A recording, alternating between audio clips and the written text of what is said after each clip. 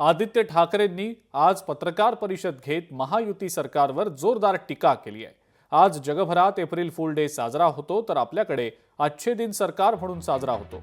निवडणूक आयोगाच्या आशीर्वादानं स्थापन झालेल्या महायुती सरकारचं नाव हे एप्रिल फूल सरकार ठेवलं पाहिजे, असं आदित्य ठाकरे म्हणाले।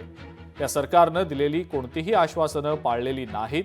तसंच आता मुंबईकरांवर घनकचरा कर नावानं अदानी कर लादण्यात येतोय, त्याचा सर्वांनी विरोध करावा, असं आवाहन सुद्धा आदित्य ठाकरेंनी केलंय।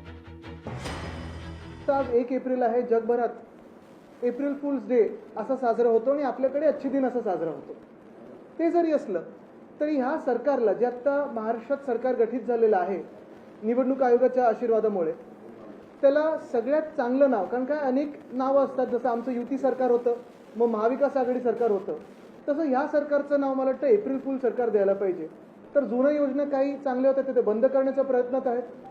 आणि सगळ्यात महत्त्वाचं म्हणजे जर आपण पाहिलं तर हे एप्रिल फूल सरकार काय, जे मी म्हणतो, तर लाडकी बहीण 2,500 करणार होते, ते अजून 1,500च राहिलेले आहेत। आता तर मला वाटतं योजना बंद व्हायच्या मार्गावर आहे। एशनसी सरकारमध्ये आपण पाहिलं असेल, त्यांच्या राजवटीत साधारणपणे 2 वर्षात आम्ही सगळे रस्ते खड्डेमुक्त करू। आपण पाहताय मुंबईचे सगळे आमदार रस्ते, मुंबईकर रस्ते, सगळीकडे धूळ आहे, खड्डा सगळीकडे पाहतोय आपण, खड्ड्यात टाकलेले मुंबईला।